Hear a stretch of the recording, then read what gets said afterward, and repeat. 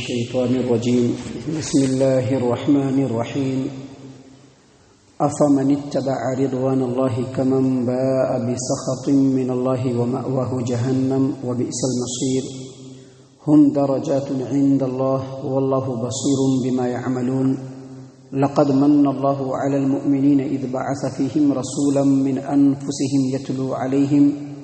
يتلو عليهم آياته ويزكيهم ويعلمهم الكتاب والحكمة وإن كانوا من قبل لفي ضلال مبين۔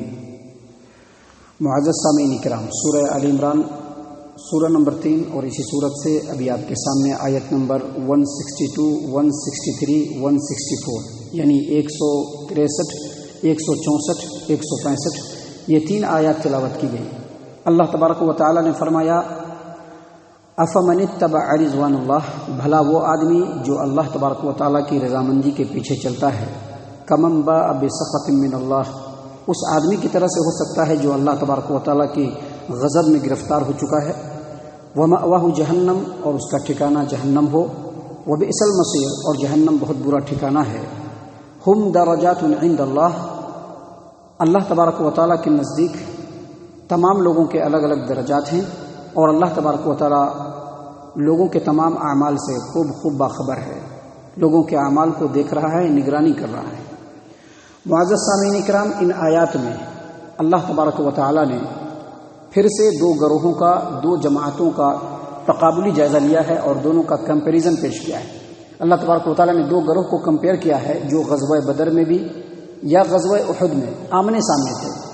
ایک گروہ ایسا تھا جو اللہ تبارک و تعالیٰ کی رضامندی کے لیے لڑ رہا تھا، اللہ تبارک و تعالیٰ کے کلمے کو بلند کرنے کے لیے لڑ رہا تھا، جبکہ اس کے مقابلے میں جو دوسری جماعت تھی وہ اللہ تبارک و تعالیٰ کے کلمے کو مٹانے کے لیے لڑ رہا تھا، مسلمانوں کو صفحہ ہستی سے نیست و نابود کرنے کے لیے لڑ رہا تھا۔ اللہ تبارک و تعالیٰ نے فرمایا کہ دونوں گروہ برابر نہیں ہو سکتے۔ جو اللہ تبارک و تعالیٰ کے کلمے کو مٹانے کے لیے لڑ رہا تھا، مسلمانوں کو صفحہ ہستی سے بالکل نیست و نابود کرنے کے لیے لڑ رہا تھا، یہ وہ لوگ ہیں جو اللہ تبارک و تعالیٰ کے غضب میں گرفتار ہو گئے، اور کبھی بھی دوسرا گروہ ان کے برابر میں نہیں ہو سکتا ہے، بلکہ ان کے لیے اللہ تبارک و تعالیٰ کی رضامندی ہے۔ اللہ تبارک و تعالیٰ نے کہا کہ ان کا ٹھکانہ جہنم ہے، اور جتنے بھی انسان اس روئے زمین پر ہے ان تمام کے اعمال کو اللہ تبارک و تعالیٰ ہر وقت دیکھ رہا ہے، ہر وقت واچ کر رہا ہے۔ معزز سامعین کرام، اگلی جو آیت کریمہ ہے اس میں اللہ تبارک و تعالیٰ نے بیان فرمایا کہ لقد من اللہ علی المؤمنین اذ بعث فیہم رسولا من انفسہم یتلو علیہم آیاتہ ویزکیہم ویعلمہم الکتاب والحکمہ وإن كانوا من قبل لفی ضلال مبین۔ بلا شبہ اللہ تبارک و تعالیٰ نے ایمان والوں پر احسان کیا ہے کہ جب ان کے درمیان انہی میں سے رسول بھیجا جو ان کے سامنے اللہ کے آیات کی تلاوت کرتے ہیں، ان کے نفسوں کا تزکیہ کرتے ہیں، ان کو کتاب و حکمت کی تعلیم دیتے ہیں، اگرچہ وہ لوگ اس سے پہلے کھلی ہوئی گمراہی میں تھے۔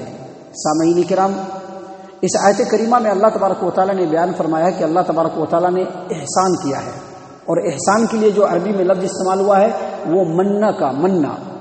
یہ منا کا جو مطلب ہوتا ہے عربی میں کئی معنی ہوتا ہے۔ ایک ہوتا ہے احسان کرنا، دوسرا ہوتا ہے کسی کو احسان کر کے جتلانا، اور تیسرا کاٹنا بھی ہوتا ہے اور کٹنا بھی ہوتا ہے۔ لیکن منا کا لفظ اگر احسان کے معنی میں آتا ہے تو اس کا مطلب ہوتا ہے کوئی بہت بڑا احسان۔ اللہ تبارک و تعالیٰ نے فرمایا کہ بلا شبہ اللہ تبارک و تعالیٰ نے ایمان والوں پر احسان کیا ہے کہ انہی میں سے ایک رسول بھیجا ہے جو اللہ تبارک و تعالیٰ کے اترے ہوئے آیات کی تلاوت کرتے ہیں، لوگوں کے سامنے لوگوں کا تزکیہ کرتے ہیں، ان کو کتاب و حکمت کی تعلیم دیتے ہیں۔ اللہ تبارک و تعالیٰ نے یہ بھی فرمایا کہ یہ جو رسول آئے ہیں وہ لوگوں کو کتاب و حکمت کی تعلیم دیتے ہیں اور لوگوں کا تزکیہ بھی کرتے ہیں۔ تو سب سے پہلے آپ دیکھیے کہ اللہ تبارک و تعالیٰ نے فرمایا کہ اللہ تبارک و تعالیٰ کا بہت بڑا احسان ہے۔ تو وہ احسان کیا ہے؟ وہ وحی الہی ہے جو نبی صلی اللہ علیہ وسلم پر اللہ تبارک و تعالیٰ نے نازل فرمایا۔ یہ احسان کیسے ہے؟ اس کو اگر سمجھنا ہے تو دنیاوی مثال سے سمجھنا۔ اللہ تبارک و تعالیٰ نے ہر انسان کو آنکھ دی ہے، اور آنکھ کے اندر اللہ تبارک و تعالیٰ نے روشنی بھی دی ہے۔ آنکھ کے اندر بصارت ہے، اسی سے انسان دیکھتا ہے، لیکن یہ جو آنکھوں کی جو روشنی ہے اس وقت تک کام نہیں کرتی ہے ٹھیک سے جب تک کہ باہر سے بھی کچھ روشنی نہ ہو۔ مثال کے طور پر سورج کی روشنی ہونا چاہیے، یا چاند کی روشنی ہونی چاہیے، یا پھر چراغ جلتے رہنا چاہیے، یا پھر یہ جو بجلی کے قمقمے ہیں، بلب ہے، ٹیوب لائٹ ہے، LED ہے، اس طرح کی جب تک روشنی نہیں ملے گی یہ آنکھ ٹھیک طریقے سے کام نہیں کرے گا. اگر کسی وجہ سے سورج کی روشنی نہ ہو یا کسی وجہ سے رات کا گھپ اندھیرا ہو، اس میں چراغ بھی نہ ہو، بجلی کے بلب بھی نہیں جل رہے ہوں، تو ایسی صورت میں انسان کے آنکھ تو کام کرتے ہیں لیکن ٹھیک سے کام نہیں کرتے ہیں. جب انسان چلتا ہے تو ٹھوکریں کھاتا ہے، کبھی ادھر ٹکرا جاتا ہے، کبھی ادھر ٹکرا جاتا ہے، جانا ہوتا ہے ادھر چلا جاتا ہے. بالکل ایسے ہی مثال ہے اللہ تبارک و تعالیٰ جو وحی نازل کرتے ہیں قرآن کریم کی شکل میں جو نازل کیا، اور نبی صلی اللہ علیہ وسلم کے فرمان کی شکل میں جو وحی ہے، اس کی مثال ویسے ہی ہے. اللہ تبارک و تعالیٰ نے انسانوں کو عقل دیا ہے، عقل سے انسان سوچتا ہے، سمجھتا ہے، کسی بھی چیز کو پرکھتا ہے، لیکن ہر چیز کو سمجھ نہیں سکتا ہے، ہر چیز کو نہیں سمجھ سکتا انسان. یہ جو عقل ہے صرف ظاہری چیزوں کو سمجھتا ہے، باقی چیزیں جو انسان کی فطرت ہے، انسان کی فطرت کی بات کی چیزیں ہیں، ان چیزوں کو سمجھنے کے لیے اللہ کے وحی کی روشنی کی ضرورت ہے. اس کے بغیر انسان نہیں سمجھ پائے گا. آپ دیکھیں گے بہت سے بڑے بڑے فلسفی، انہوں نے اپنا دماغ لگایا لیکن قرآن و حدیث کو سامنے نہیں رکھا، تو کیا کہہ دیے؟ انسان پہلے بندر تھا، بندر کے بعد دھیرے دھیرے دھیرے دھیرے وہ ترقی کرتے گیا اور آدمی بن گیا. حالانکہ قرآن اور حدیث اس بات کو بھی نہیں بتاتا اور عقل بھی اس بات کو نہیں مانتی کہ جو انسان یہ کہے کہ سب سے پہلے آدم پیدا ہوا، وہی انسان یہ کہے کہ پہلے بندر تھا انسان، تو یہ خود انسان کے اپنے عقل کے اندھا پن ہے. تو عقل جو ہے اگر قرآن و حدیث سے الگ ہو تو سوائے گمراہی کے اور کچھ نہیں ملے گا. اللہ تبارک و تعالیٰ نے انسانوں پر احسان کیا، نبی صلی اللہ علیہ وسلم کو ان کے اندر نبی بنا کر کے بھیجا، اور نبی کے اوپر اللہ تبارک و تعالیٰ نے وحی نازل کی قرآن کی اور حدیث کی، جس کے ذریعے سے انسان صراط مستقیم کو پا رہا ہے. وگرنہ اگر انسان یہ چاہے کہ ہم اپنے عقل سے صراط مستقیم کو پالے تو کبھی بھی نہیں پا سکتا ہے. اسی لیے اللہ تبارک و تعالیٰ نے اس آیت کریمہ میں یہ بیان فرمایا کہ لقد من اللہ علی المؤمنین، اللہ تبارک و تعالیٰ نے بلا شبہ ایمان والوں پر احسان کیا کہ ان میں سے ہی ایک رسول بھیجا. ان میں سے ہی کا کیا مطلب ہے؟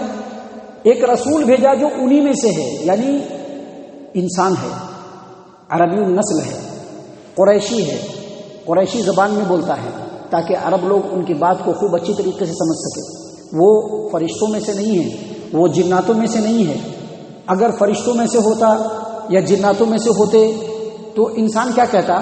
کیونکہ انسان بڑا بہانے باز ہے، انسان کہتا کہ نہیں ہم تو انسان ہیں، یہ جو نبی ہے یہ تو فرشتے ہیں، یہ نبی جو ہے یہ تو جن ہے، ما فوق البشر ہیں، ہم ان کی اطاعت نہیں کر سکتے ہیں، ان کے اسوہ حسنہ کو اپنا نہیں سکتے ہیں، کیونکہ ان کی فطرت دوسری ہے، ہماری فطرت دوسری ہے. اس لیے اللہ تبارک و تعالیٰ نے کہا کہ رسول جو بھیجا وہ انسانوں میں سے ہی بھیجا تاکہ لوگ ان کی کمپلیٹ اتباع کریں. جس مقام کے رہنے والے تھے اسی مقام میں بھیجا تاکہ لوگ پوری بات سمجھ کر کے ان کی اتباع کریں. اسی لیے اللہ تبارک و تعالیٰ نے یہاں پر بیان فرمایا لقد من اللہ علی المؤمنین اذ بعث فیہم رسولا منہم، بلا شبہ اللہ تبارک و تعالیٰ نے ایمان والوں پر احسان کیا کہ انہی میں سے ایک رسول بھیجا، یتلو علیہم آیاتی، جو اللہ کے آیات کی تلاوت کرتے ہیں، ویزکیہم، لوگوں کا تزکیہ کرتے ہیں، ویعلمہم الکتاب والحکمہ، اور کتاب و حکمت کی تعلیم دیتے ہیں، اگرچہ اس سے پہلے تمام کے تمام انسان گمراہی میں تھے. سامعین کرام، یہ جو آیت کریمہ ہے، جو باتیں ہیں وہ تھوڑے آگے پیچھے کے ساتھ قرآن کریم میں مختلف مقامات پر ہیں، اور اس آیت کریمہ میں نبیوں کے نبی بنا کر کے بھیجے جانے کا مقصد بتلایا گیا ہے. نبیوں کے نبی بنا کر کے بھیجے جانے کے 4 مقاصد ہیں. پہلا مقصد یہ ہے کہ جو اللہ تبارک و تعالیٰ کلام نازل کرے اس کلام کو لوگوں کے سامنے پڑھ کر کے سنائے. مثلا 4 آیت نازل ہوئی، 4 آیتوں کو لوگوں کے سامنے پڑھ دینا ہے. کیوں پڑھنا ہے؟ تاکہ لوگ سن لیں، سن کر کے کتابوں میں لکھ لیں یا یاد کر کے اپنے سینوں میں محفوظ کر لیں. سب سے پہلا یہ مقصد ہے کہ جو اللہ تبارک و تعالیٰ آیت نازل کرتا ہے، اللہ کی ان آیتوں کو لوگوں کے سامنے، اللہ کے بندوں کے سامنے تلاوت کر کے سناتے ہیں. دوسری ذمہ داری کیا ہے؟ وَيُزَكِّيهِمْ، لوگوں کا تزکیہ کرتے ہیں. تزکیہ کا مطلب یہ ہے کہ جو ان کے پیروکار ہیں ان کو دیکھتے رہتے ہیں، ان کو واچ کرتے رہتے ہیں، ان کے اندر جو کمی ہوتی ہے، جو کوتاہی ہوتی ہے، جو کمزوری ہوتی ہے، اس کو کریکٹ کرتے ہیں، اس کی اصلاح کرتے ہیں. یہ نبی کا دوسرا منصب ہے، اسی کو کہتے ہیں تزکیہ. تزکیہ کا مطلب ہی یہی ہے کہ لوگوں کے اندر جو خرابیاں ہیں اس کو نبی دور کرے. معزز سامعین کرام، یہ جو ذمہ داری ہے جو بتلایا جا رہا ہے، اب وہ نبی سے ہٹ کر کے نبی کے وارثین علماء کرام اور دعات کے اوپر ہے. تو وہ بالکل اسی طرح سے لوگوں کی اصلاح کریں۔ تیسری جو ذمہ داری ہے یعلمہم الکتاب، کتاب کی تعلیم دیتے ہیں۔ کتاب کی تعلیم دیتے ہیں کیا مطلب؟ پہلے تو تلاوت کی بات آئی، تو تلاوت کا مطلب یہ ہے کہ جو آیات ہے وہ پڑھ کے سنائیں، اور کتاب کی تعلیم دینے کا مطلب یہ ہے کہ جو قرآن ہے یا جو اللہ کی کتاب ہے اس کی آیات کو پڑھے بھی اور اس کا ترجمہ اور اس کی تفسیر بالکل انہی کی زبان میں کر کے سنائیں، تاکہ لوگ اس کو سنیں، اس پر غور و فکر کریں، اللہ نے اپنے بندوں کے لیے کیا حکم نازل کیا ہے اس کو دیکھیں، اس کو سمجھیں۔ اسی لیے کہا یعلمہم الکتاب، کتاب کی تعلیم دیتے ہیں، اور والحکمہ، حکمت کی بھی تعلیم دیتے ہیں۔ یہ چوتھا منصب ہے، چوتھی ذمہ داری ہے، چوتھا مقصد ہے نبیوں کے بھیجے جانے کا کہ وہ لوگوں کو حکمت کی تعلیم دیتے ہیں۔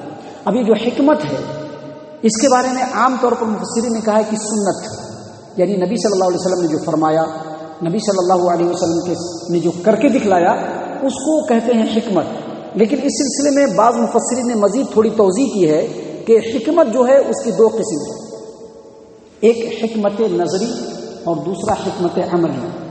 ایک حکمت نظری اور دوسرا حکمت عملی۔ کیا مطلب یہ کہ اللہ تبارک و تعالیٰ نے جو آیات نازل فرمائی ہے ان آیتوں کی باریکی کیا ہے، ان آیتوں کا مقصد کیا ہے، ان آیتوں کو اللہ تبارک و تعالیٰ نے کیوں نازل کیا اس کو بیان کرے۔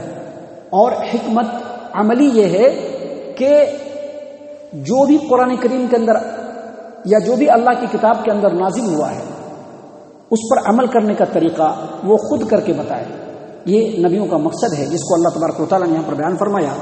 معزز سامعین کرام، یہ باتیں ہیں جو اللہ تبارک و تعالیٰ نے ابھی جو آیات آپ کے سامنے پڑھی گئی ہے اس میں بیان فرمایا ہے۔ انشاءاللہ آگے بھی کچھ باتیں ہیں جو اللہ تبارک و تعالیٰ کے اذن اور توفیق سے ہم آپ کے سامنے پیش کریں گے۔ اللہ تبارک و تعالیٰ سے دعا ہے کہ اللہ تبارک و تعالیٰ ہم تمام کو ان تمام باتوں کے اوپر غور و فکر اور تدبر کرنے کی توفیق عنایت فرمائے، ہم تمام کو ہمارا رب صحیح معنوں میں مومن اور مسلمان بنائے۔ اللہ تبارک و تعالیٰ ہم تمام کو قرآن و حدیث کا متبع اور فرما بردار بنائے، صحابہ کرام کے اسوہ حسنہ کو اپنانے کی توفیق عنایت فرمائے، جنت الفردوس میں جگہ عطا فرمائے۔ اے اللہ ہم تمام کو جہنم سے پناہ دے، اے رب العالمین ہم تمام کو جہنم سے پناہ دے، اے مالک الملک ہم تمام کو جہنم سے پناہ دے، آمین یا رب العالمین۔ وما علینا الا البلاغ المبین۔